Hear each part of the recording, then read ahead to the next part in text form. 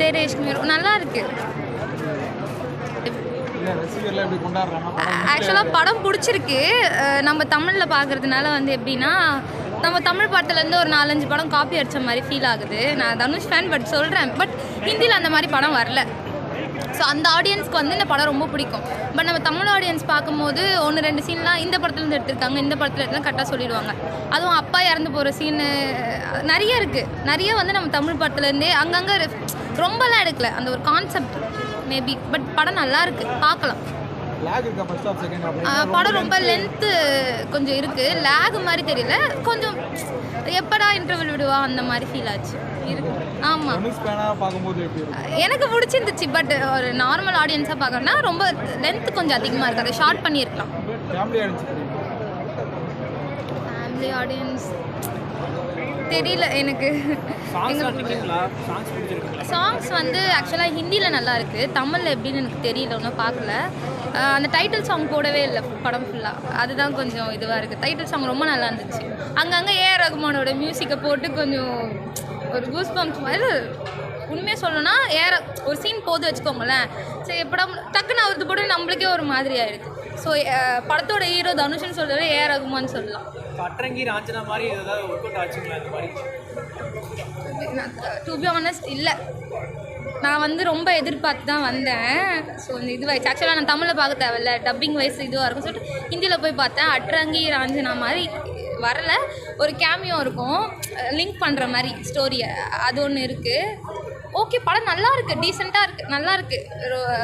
ஹிந்தியில் கண்டிப்பாக ஹிட் ஆகும், தமிழில் கொஞ்சம் கஷ்டம்தான். நல்லா இருக்குது ப்ரோ, நல்லா பண்ணியிருக்காரு.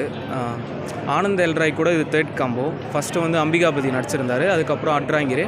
ஸோ இந்த படமும் ஆஸ் யூஷுவல் சூப்பராக இருக்குது. ஏன்னா படம் கொஞ்சம் ஸ்லோவாக இருக்குது, ஃபஸ்ட் ஆஃப் மட்டும் கொஞ்சம் ஸ்லோவாக போகும். அதுக்கப்புறம் நம்ம அந்த படத்து கூட கனெக்ட் பண்ணிக்க ஆரம்பித்த உடனே படம் நல்லாயிருக்கும். ஏஆர் ரகுமான் மியூசிக் நல்லா பண்ணியிருக்காரு. அந்த படத்துலேயே மியூசிக் தான் ப்ளஸ்ன்னு சொல்லலாம், இன்னும் நல்லா. அதே மாதிரி தனுஷோட ஆக்டிங் ஆஸ் யூஷுவல், அவருக்கு கொடுத்த ரோலை என்ன வேணுமோ அதை மட்டும் நல்லா பண்ணியிருக்காரு.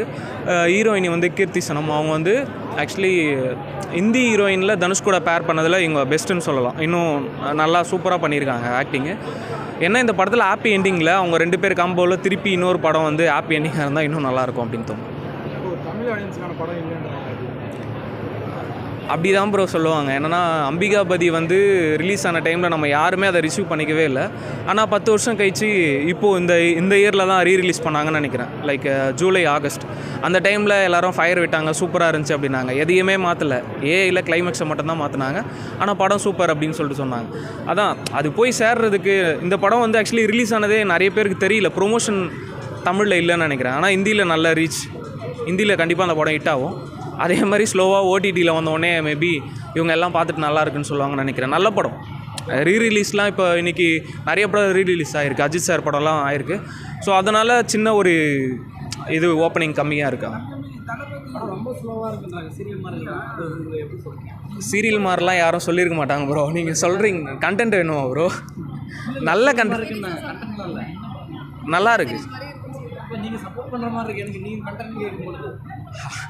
அப்படிலாம் இல்லை ப்ரோ. ஆக்சுவலி சீரியல் மாதிரிலாம் இல்லை. என்னென்னா ஒருத்தவங்களுக்கு ஒரு பெர்ஸ்பெக்டிவ் இருக்கும். என்னென்னா ஒரே ஜானர் படம் பார்க்க போர் அடிச்சிடும்ல. இப்போ வெட்டு குத்துன்னு வடச்சனை மாதிரியே பண்ணிட்டே இருந்தால் என்ன இவர் இதே மாதிரியே பண்ணுறாரு, ஏ சர்டிஃபிகேட் படம் தான் பண்ணுறாரு அப்படின்னு சொன்னீங்க.